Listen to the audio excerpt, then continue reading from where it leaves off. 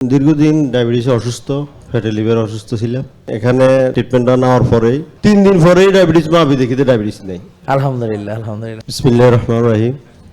আমি মোহাম্মদ একরামুল হক, কুমিল্লা নাঙ্গলকোট থানা, আমাদের বাঙ্গোটা বাজারে ব্যবসা করি। আমি দীর্ঘদিন ডায়াবেটিসে অসুস্থ, ফ্যাটি লিভার অসুস্থ ছিলাম। আমার ভাই বলছে খালি পেটে আসার জন্য, খালি পেটে আসছি। আসার পরে এই পরীক্ষাগুলো করছি, তখন আমার হুমায়ার আসছিল 4.92, হ্যাঁ আর ডায়াবেটিসটা খালি পেটে আসছিল 6.5, আর ইনসুলিনও আসছিল আমরা 17। হ্যাঁ, এটা কিন্তু একটা ইম্পর্টেন্ট ব্যাপার যে অনেকের সুগার নর্মাল থাকলে ইনসুলিন বেশি থাকে, এটা সাধারণ মানুষ এখনো জানে না। তাদেরকে আমরা এই প্রোগ্রামের মাধ্যমে একটু জানাতে চাই আর কি।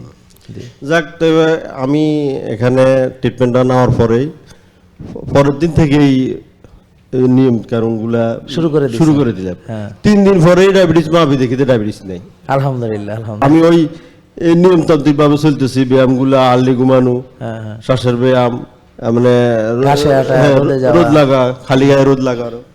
তখন আমার ভিটামিন ডিও কম ছিল। আচ্ছা আচ্ছা, মাত্র 29 পাইছি আমি। আমার থাকার কথা 90-100।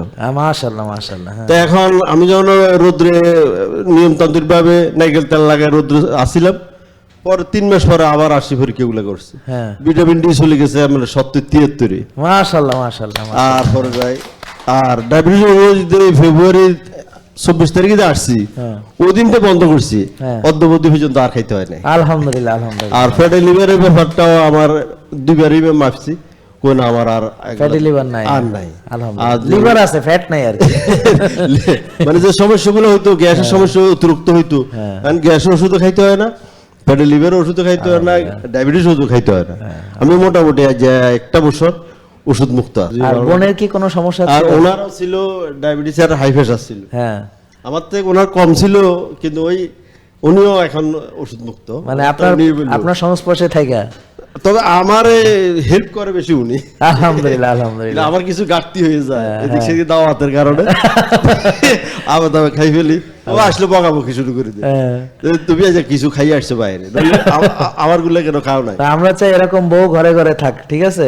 আমার জন্য রেডি করে ফোন দিব, আমি আসলে যদি ঠিক মতো না খাই তুই সন্দেহ করে তুমি বাইরে কিছু খাইছো, নাহলে এগুলো সব খাইতেছো না। বুঝতে পারছেন, বোরে ফাঁকি দিতে চাই না, বুঝছেন, নিজেই ফাঁকিতে পড়ে যান। সবাই অনেক ধন্যবাদ আপনাকে, থ্যাংক ইউ, অনেক ধন্যবাদ। আসসালাম। জেকে লাইফস্টাইল লিমিটেড, ওষুধ মুক্ত সুস্থ জীবন।